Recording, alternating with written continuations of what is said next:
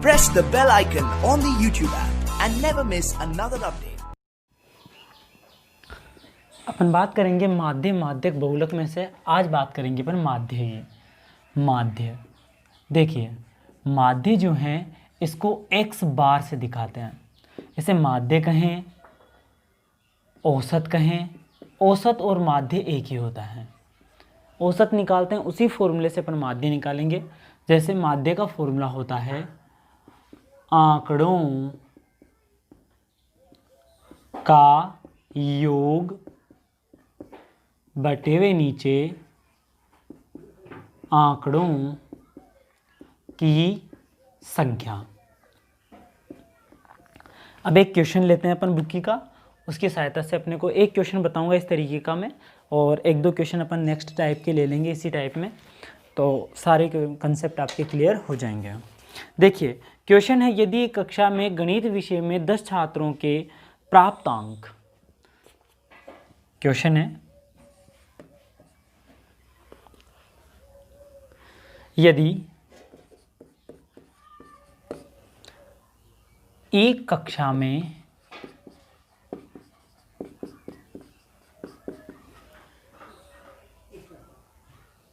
गणित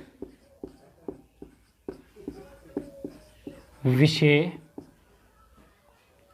में 10 छात्रों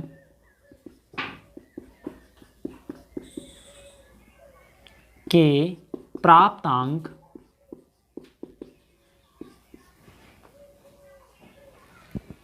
52, 75, 40, 70, 43, 40, 65, 35, 48 और 52 हैं, 52 हों तो समांतर माध्य, जिसे x बार कहते हैं, x बार ज्ञात कीजिए।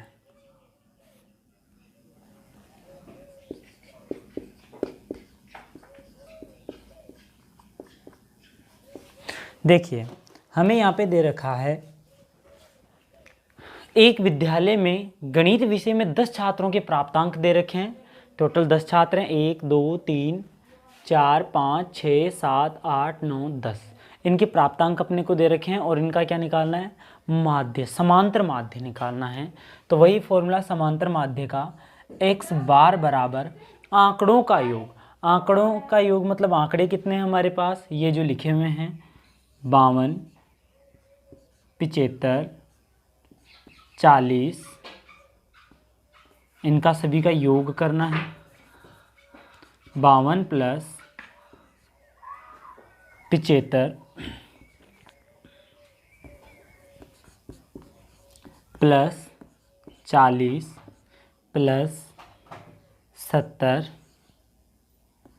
Plus 43 plus 40 plus 65 plus 35 plus 48 plus 52 और टोटल संख्याएं कितनी, कितने आंकड़े हमारे पास, 10 छात्र हैं।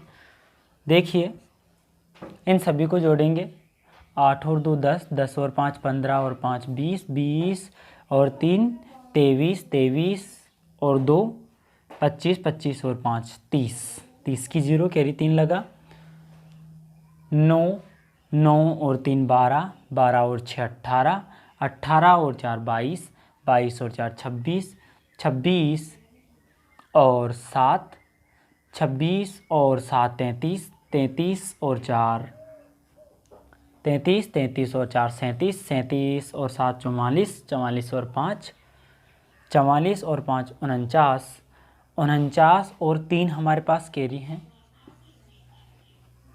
52।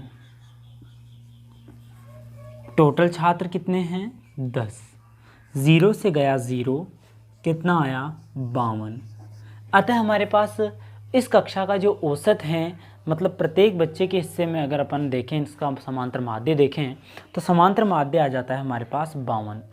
इस प्रकार से कोई से भी संख्या हमें दे रखी है, अब इनकी जगह आंकड़े चेंज कर देगा, आंकड़े अलग देगा, लेकिन हमें जो क्वेश्चन है इसको करने का तरीका यही रहेगा। समांतर माध्य x बार बराबर आंकड़ों का योग बटा आंकड़ों की संख्या, इस तरीके से अपन निकालेंगे। अब एक और क्वेश्चन लेते हैं इसी टाइप का, जिसमें से किसी न किसी अंक को ये गायब कर देगा। जैसे इन्हीं में से किसी न किसी एक अंक को गायब कर दे और गायब करके उसकी जगह लिख दे ये एक्स बार या एक्स लिखेगा। एक्स बार तो अपने को निकालना होता है, एक्स बार देगा और उस समय इनमें से किसी एक अंक को गायब कर देगा। देखते हैं कैसा क्वेश्चन।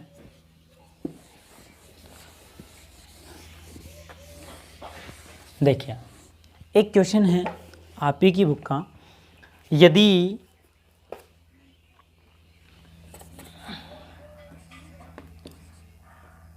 यदि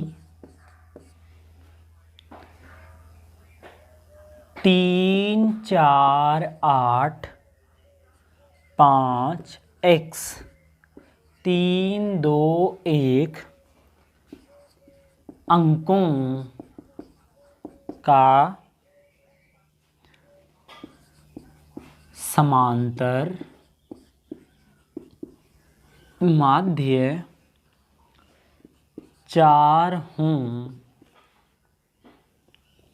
तो x बार x का मान ज्ञात कीजिए, मान ज्ञात कीजिए।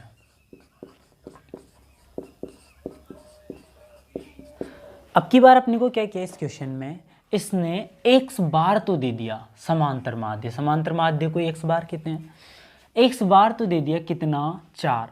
सोल्व करते हैं, दिया है क्या दे दिया x बार, x बार बराबर कितना दे दिया 4, x बार बराबर 4 दे दिया अपने को, और ये आंकड़े दे रखे हैं टोटल, वही समांतर माध्य निकालेंगे।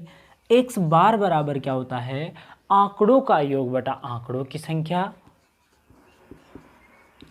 आंकड़ों का योग बटे में नीचे आंकड़ों की संख्या। आंकड़ों का योग करते हैं अपन, आंकड़ों का योग इन सभी का योग करेंगे। x बार का मान रखेंगे पहले, x बार का मान कितना 4, आंकड़े जो भी दे रखे हैं 3 + 4 + 8 + 5 + x + 3 + 2 + 1, और कितने आंकड़े हैं 1 2 3 4 5 6 7 और 8, यही दे रखा है हमें। अब देखिए इन सभी का योग करते हैं अपन। 4 बराबर देखो 3 और 2 5, 5 और 1 6, 6 और 5 11, 11 और 8 19, 19 और 4 23, 23 और 3 26, 26 प्लस x, हमें पता नहीं x का मान क्या है, तो x प्लस में ऐसे कैसे रहेगा, नीचे कितना है 8, 8 को वज्र गुणा से 4 से गुणा कर दें, 8 4 से जाके गुणा हो जाएगा, 8 चौक 32 बराबर में 26 + x, 26 को इधर भेजेंगे, जब इसका पक्षांतरण करेंगे तो 26 माइनस का हो जाएगा। x बार बराबर 32 - 26, 32 में से 26 गया कितना बचेगा 6, x का मान कितना आ गया 6, और हमें पूछ भी क्या रहा है x का मान। इसमें हमने अलग से कोई फॉर्मूला नहीं लगाया, इसी फॉर्मूले की सहायता से हमने इसे निकाल दिया।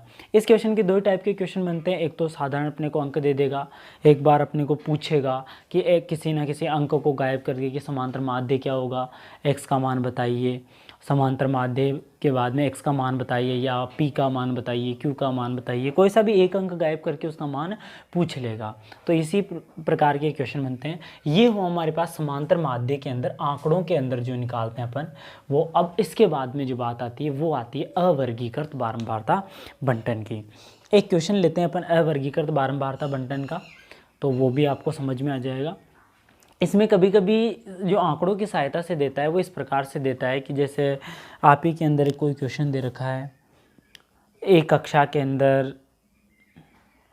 कक्षा के वर्ग ए में 25 छात्रों का औसत भार दे रखा है। अब 25 छात्रों का औसत भार दे रखा है तो उसका कुल भार निकालेंगे पहले तो ए वर्ग के छात्रों का या ए कक्षा के ए वर्ग की कक्षा का। फिर इसके बाद में बी वर्ग का दे रखा है तो बी वर्ग का औसत दे रखा है तो पहले कुल निकालेंगे। फिर दोनों का कुल निकालने के बाद में इसको जोड़कर जितने छात्र हैं 25 छात्र ए वर्ग में दे रखे हैं और 35 छात्र बी वर्ग में दे रखे हैं, इन दोनों को जोड़कर इनका भाग दे देंगे तो हमारे पास जो औसत भार है वो निकल कर आ जाएगा। करने की कोशिश करना, समझ में आ जाएगा, नहीं आएगा तो कमेंट के माध्यम से बताना, मैं बता दूंगा आप सभी को। एक क्वेश्चन आता है, देखो क्वेश्चन नंबर बहुत आसान क्वेश्चन है। 5 संख्याओं का औसत 18 है, यदि एक संख्या हटा दी जाती है तो औसत 16 हो जाता है। अब देखिए 5 संख्याओं का औसत दे रखा है 18, ये क्वेश्चन देख लीजिए, अच्छा क्वेश्चन है।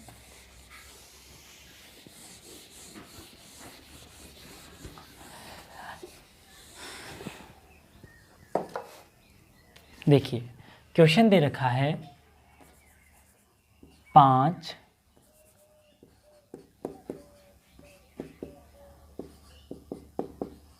संख्याओं का औसत 18 है। कितना है?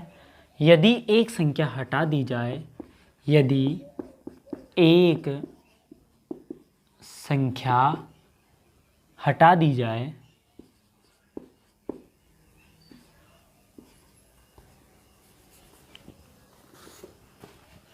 यदि एक संख्या को क्या कर रहा है, ये हटा रहा है। यदि एक संख्या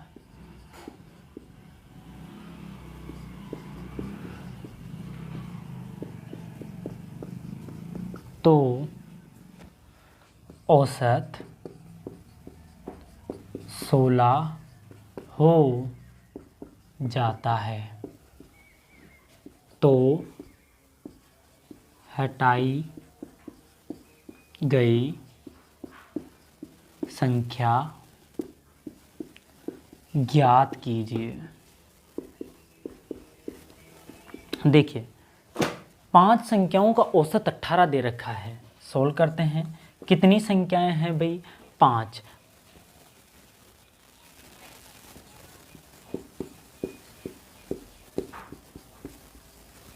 कितनी संख्याओं का? 5 संख्याओं का।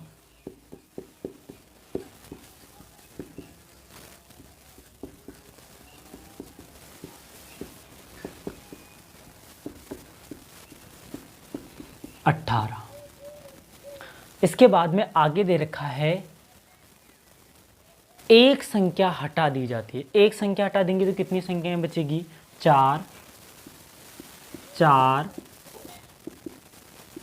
संख्याओं का औसत बराबर में कितना दे रखा है? 16। 5 संख्याओं का औसत 18 है, 4 संख्याओं का औसत 16 है। अब देखिए 5 संख्याएं हैं, औसत कब निकला होगा? औसत निकला होगा आंकड़ों का योग, मतलब ये 5 संख्याएं क्या होगी? जुड़ी होगी और नीचे क्या आई होगी? 5 संख्याओं का योग बटा में नीचे क्या? 5। औसत कब निकला होगा? औसत का फॉर्मूला रखते हैं अपन।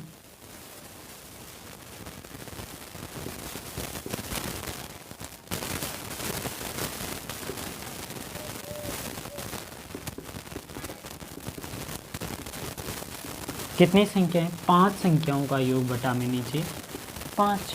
ये 5 संख्याएं हैं और नीचे 5 संख्याओं की या आंकड़ों की संख्या है। 5 संख्याओं का योग और नीचे क्या जाएगा? 5 संख्याएं। कितनी संख्याएं हैं? 5 बराबर में 18। ये 18 5 से गुणा होगा तो 5 संख्याओं का योग बराबर में 18 × 5। 5 को गुणा कर दीजिए, 8 पंजे 40, 5 एकम 5 और 4 9, 18 पंजे 90। 5 संख्याओं का योग आ गया हमारे पास।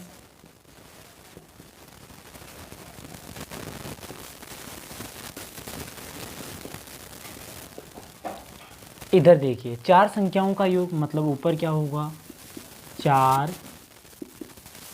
संख्याओं का योग, और नीचे क्या आएगा 4, बराबर में कितने आया होगा 16।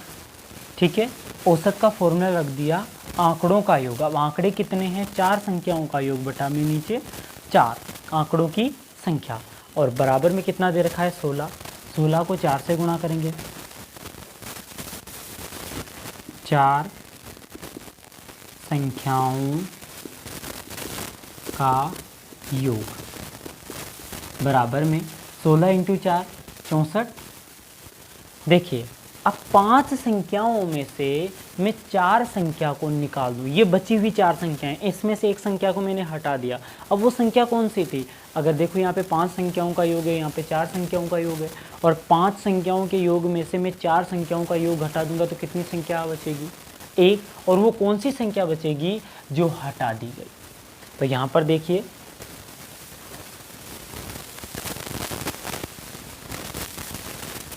पाँच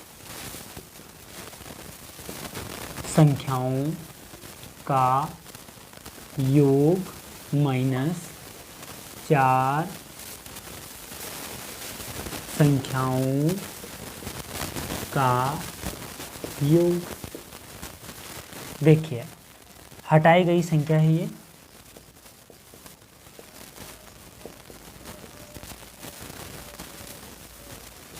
हटाई गई संख्या। 5 संख्याओं का योग कितना 90, 4 संख्याओं का योग 64, 10 में से 4 गया 6, 8 में से 6 गया 2, मतलब जो हटाई गई संख्या है वो कौन सी है 26। इसमें से 26 जो हैं जिसको हटा दिया गया, उसी के कारण औसत के अंदर 2 की क्या आ गई कमी।